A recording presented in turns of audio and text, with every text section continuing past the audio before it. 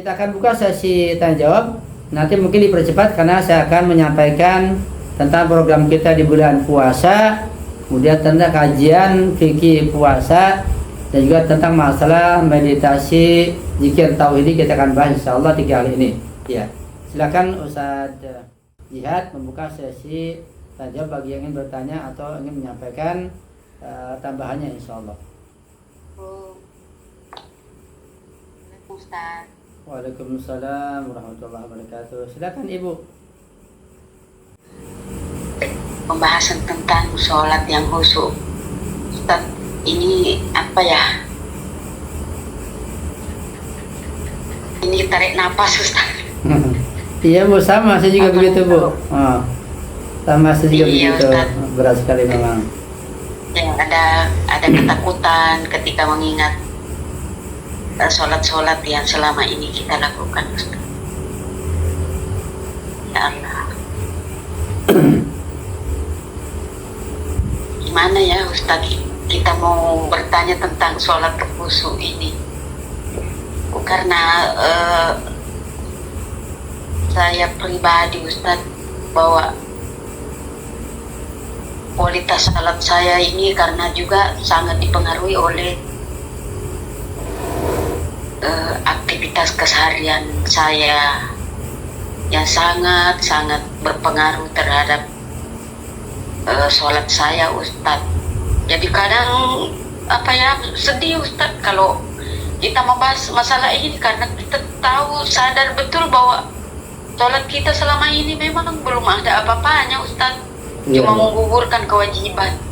Iya Bu.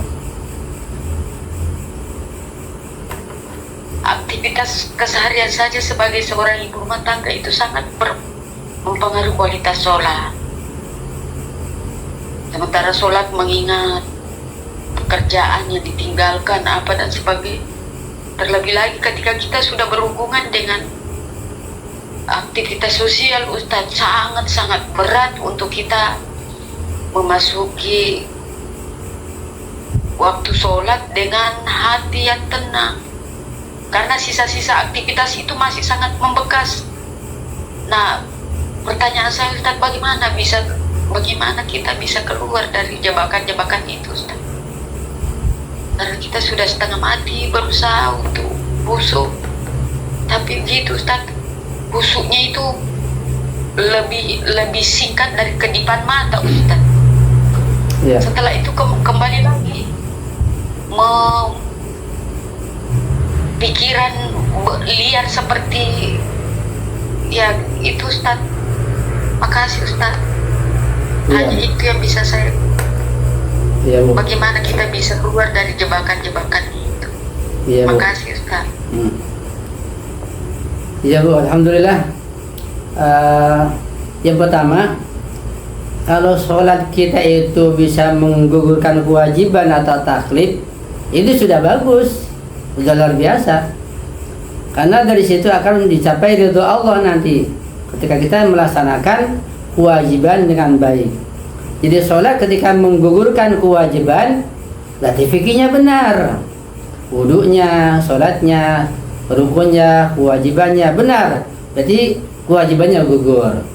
Kalau rukunnya salah, berarti belum gugur, nanti mengqadha. Ya. Jadi kualitas sholat itu kalau hanya saja bisa mengukur kewajiban, itu sudah bagus, sudah luar biasa. Jangan-jangan malah sholat kita belum menggugurkan kewajiban. Jangan-jangan malah sholat kita itu malah maksiat dalam sholat.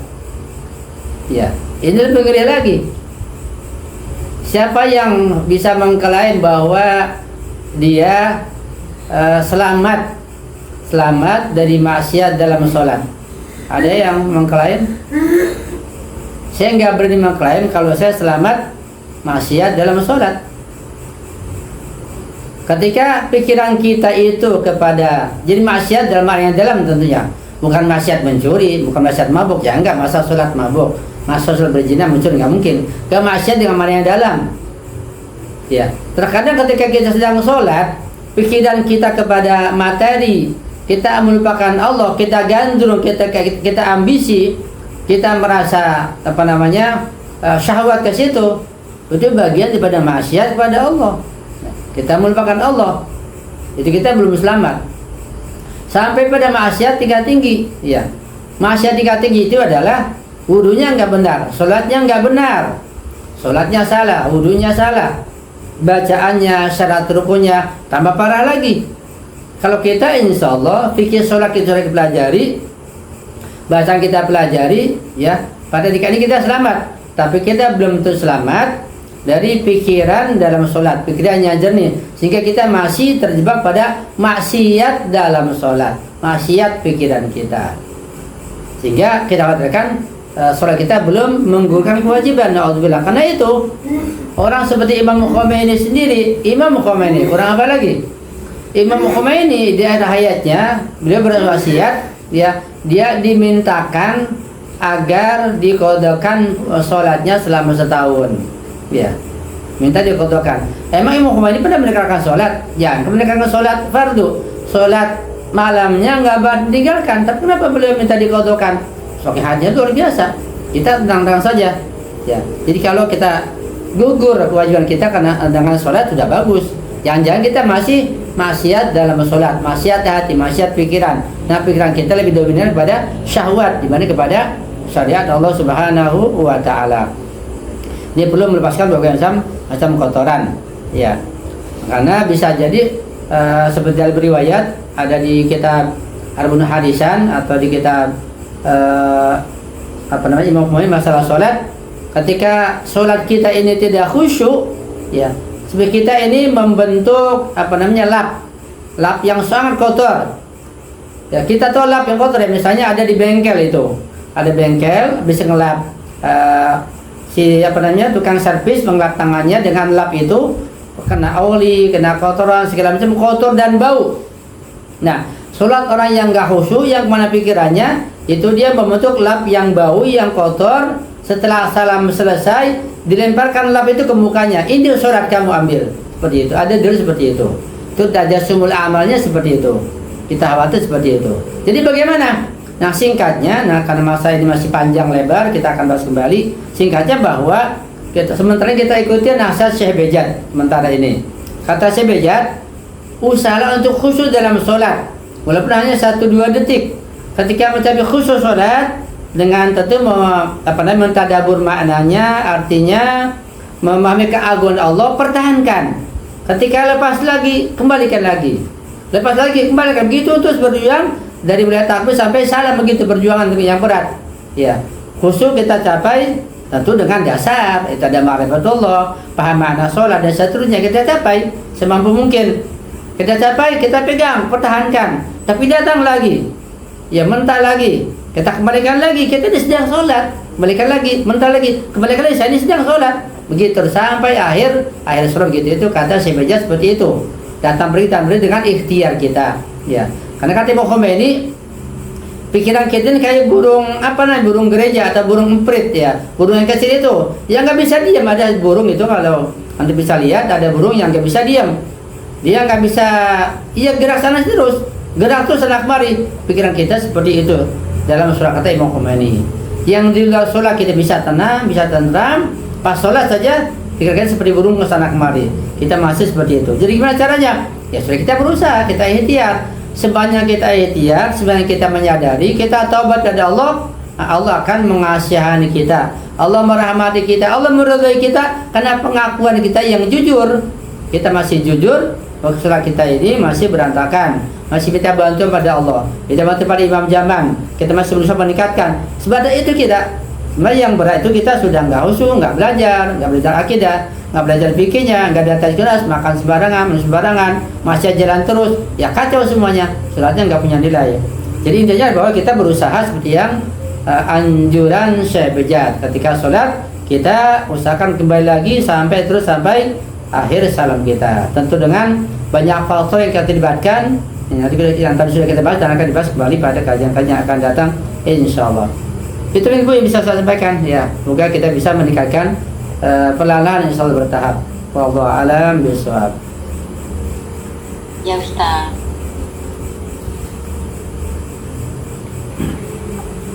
Ustaz, ya, kalau dalam sholat itu kan kadang juga gini Ustaz, karena kita terlalu khusyuk menurut versi pribadi ya Ustaz. Iya Bu. Karena khusyuk perhatikan bacaan, tapi kok tiba-tiba lupa rakaat berapa ya Ustaz? Itu termasuk tidak khusyuk kah Ustaz kalau sudah seperti itu ya?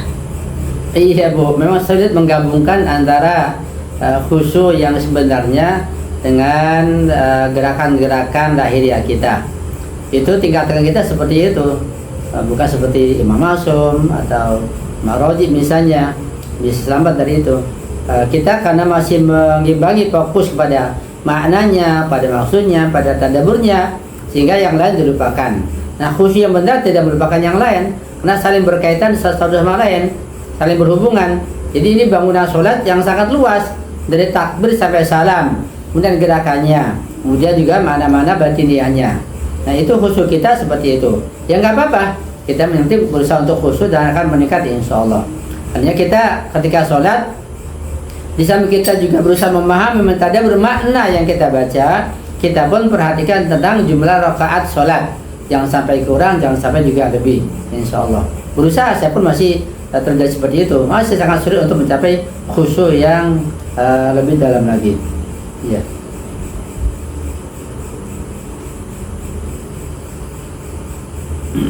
Silakan yang punya tambahan atau pertanyaan.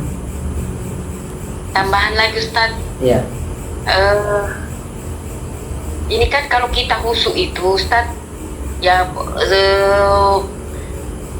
dulu karena keterbatasan pengetahuan kita, yang namanya khusyuk itu kan mengingat Allah. Nah, itu lagi Ustaz, kadang pikiran kita ini memposisikan diri sebagai hamba dengan Tuhan, karena takutnya itu kan memikirkan tentang Tuhan Ustaz. Kadang-kadang kita menghayal bahwa Tuhan, karena keterbatasan pengetahuan ya Ustaz, bahwa kita ini menghadap Tuhan, seakan-akan pikiran kita itu bahwa Tuhan itu berada di tempat yang tinggi, kita ruku dan sujud sebagai seorang hamba Ustaz.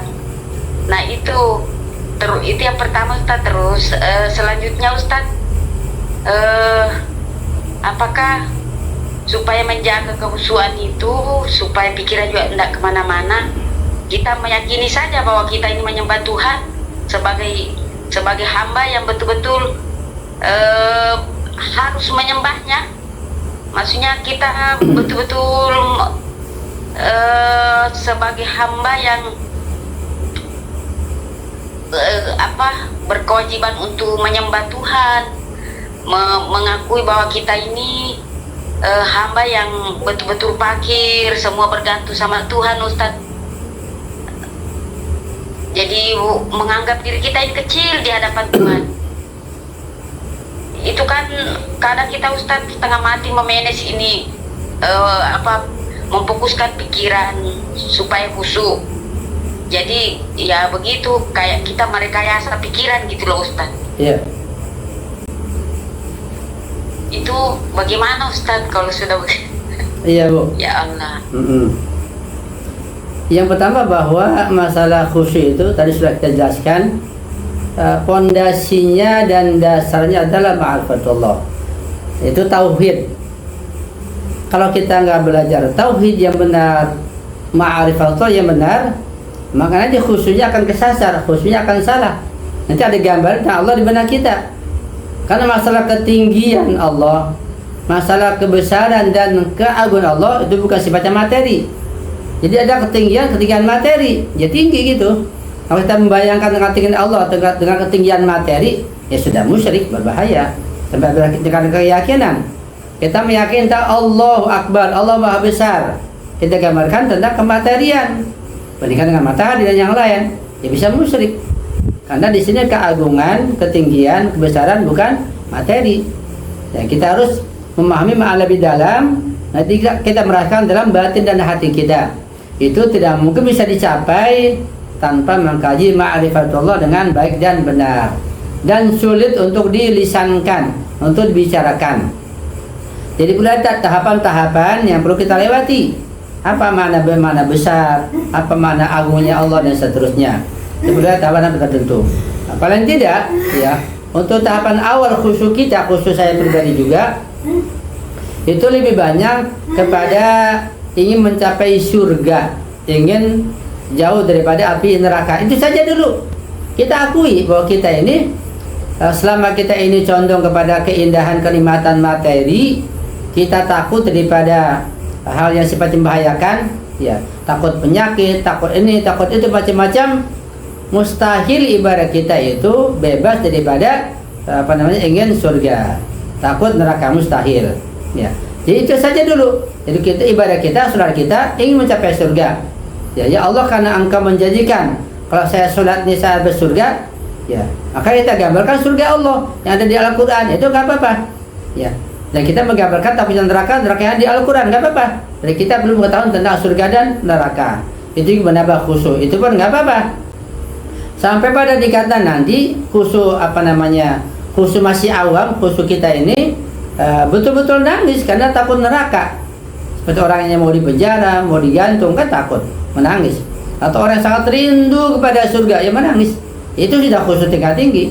Karena ibadah kita ibadah pedagang kan, ingin surga, ingin untung. Ibadah kita ibadah budak, ingin jauh daripada neraka. Kita bukan ibadah orang yang bebas, yaitu tidak ingin surga, ya, bukan karena ambisi juga, bukan karena neraka. Itu nggak mungkin buat kita, masih jauh.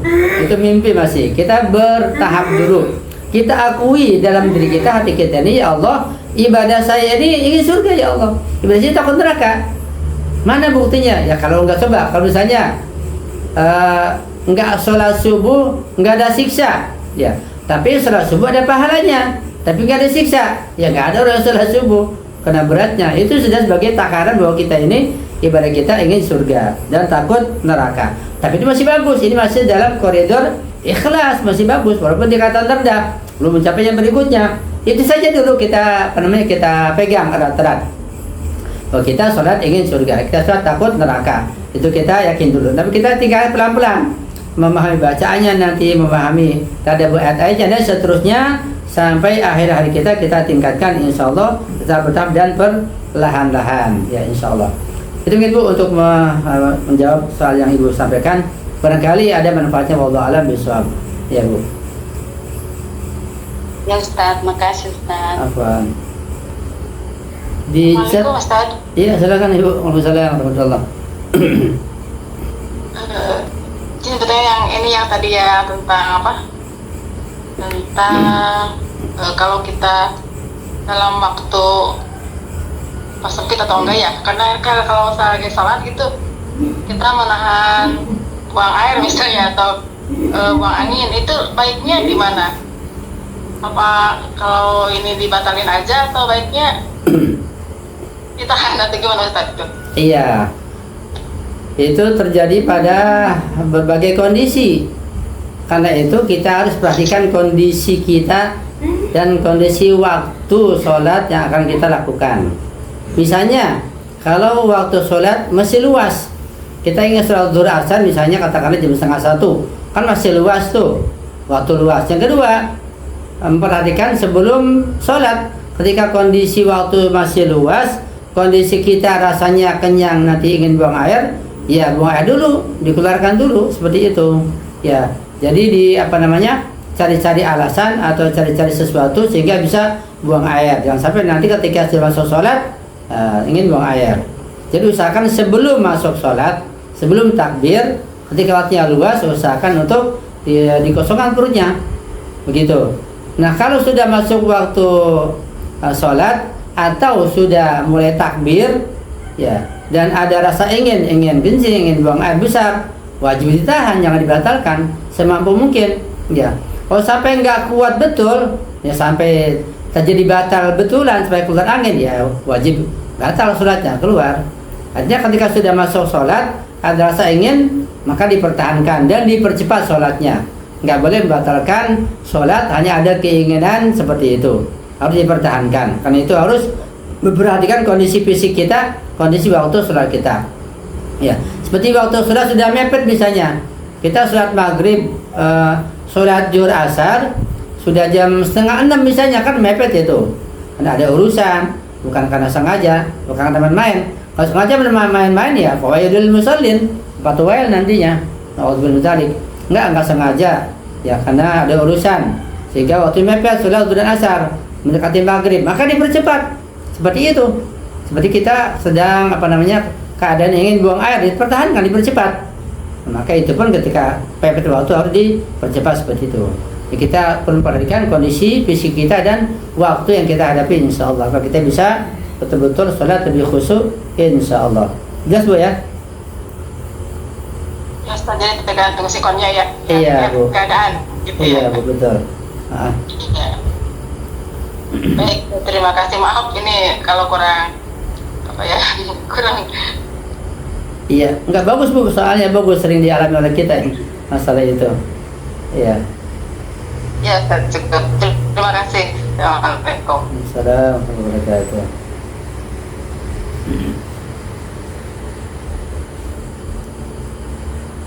Salam Ustaz, di kolom komentar ada pertanyaan itu. Coba antum baca dah. Ustaz Jihad bisa baca? Ustaz, mungkin kenapa Ustaz di luar pembahasan Ustaz? Iya.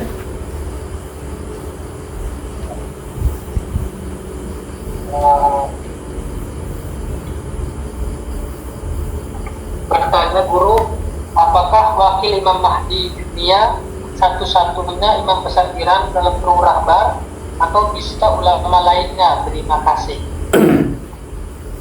Oh, ini masalah wakil imam zaman ya, Imam Mahdi. Iya. Yang pertama, ini global ya, karena pembahasan juga detail. Global banget ini. Setiap marja taklid itu adalah wakil imam zaman. Ayatollah Sistani, Ayatollah Jabir Subhani, Rahbar, Ayatollah Jadil Amoli, Ayatollah banyak sekali marja di Irak, di Najaf, dan di Iran, di Kum, di mana-mana. Mereka para maroji itu puluhan orang jumlahnya. Mereka semua adalah wakil imam zaman dalam menyampaikan syariat, terutama masalah fikih, itu wakil imam zaman. Jelas ya? Nah, tapi di antara sekian banyak wakil imam zaman yang punya negara kan Iran. Punya negara Iran. Sehingga ketika punya negara ya lebih mudah, lebih ada wadah untuk menjalankan syariat Islam. Maka Rahbar sebagai wakil imam zaman yang lebih dekat. Kenapa lebih dekat? Ya karena punya negara Islam. Seperti itu. Kalau negara lain punya kedudukan sebagai pemimpin negara, jadi nanti sebagai wakil imam zaman yang lebih dekat juga. Jadi sekarang ini satu-satunya wakil imam zaman yang bisa menjalankan undang-undang Islam secara lebih baik, lebih sempurna adalah Rahbar sebagai pimpinan tertinggi. Bilalah wakil imam zaman dan sebagai wali fakih namanya. Artinya pada masa sekarang ini, karena tidak ada atau belum ada negara lain yang menjalankan negara Islam yang ada di Iran, maka kedudukan tertinggi wali fakih adalah Rahbar. Nah, pada kondisi sekarang ini maka hukum-hukum politik atau masalah-masalah politik, masalah sosial itu berada di tangan Rahbar. Dengan demikian maka ketika Rahbar memutuskan masalah politik, masalah sosial, maka marja lain pun tidak boleh mengkritisi, tidak boleh membantah, paling tidak diam. Begitu, untuk menjaga kesatuan umat Islam Syiah terutamanya. Itu sangat global. Artinya semua marja itu siapapun terkait masalah fatwa politik dan fatwa sosial, terutama berkait masalah damai perang terhadap mereka Zionis, itu berada di tangan Rahbar dan semua marja wajib mentaatinya. Seperti pada masa Imam Khomeini ketika beliau menyampaikan fatwa bunuhlah Salman Rushdie, maka semua ulama wajib tunduk taat kepada fatwa Imam Khomeini tersebut atas fatwa politiknya. Itu mungkin secara global seperti itu. Jadi kedudukan tertinggi adalah sekarang ini adalah Rahbar, ya karena punya negara Islam sebagai wali fakih. Yang lain belum menjadi wali fakih karena belum mendirikan negara Islam, walaupun sudah mencapai sebagai wakil-wakil imam zaman dalam masalah hukum, masalah syariat Islam, insyaallah. Jadi insyaallah secara global itu jawabannya saya berikan. Ya, kalau nggak ada lagi, Ustaz silakan ditutup. Dan ikhwan-ikhwan sekalian, mewakili Majelis Ilmu Bapak Al-Mahdi, saya mengucapkan terima kasih atas kehadiran antum semua. Semoga hadirnya kita pada malam hari ini Ya, terima kasih Ustaz Jihad pada ikhwan awas semuanya. Mohon maaf atas segala kekurangan, kesalahan. Kita jumpa lagi pada kajian malam minggu datang insyaallah, dan juga tiap Kamis insyaallah kita akan mengkaji fikih. Ya, mohon maaf. Saya akhiri juga. Wassalamualaikum warahmatullahi wabarakatuh. Waalaikumsalam warahmatullahi wabarakatuh. Terima kasih Ustaz. Sama-sama Ibu. Terima kasih Ustaz. Sama-sama. Terima kasih Ustaz.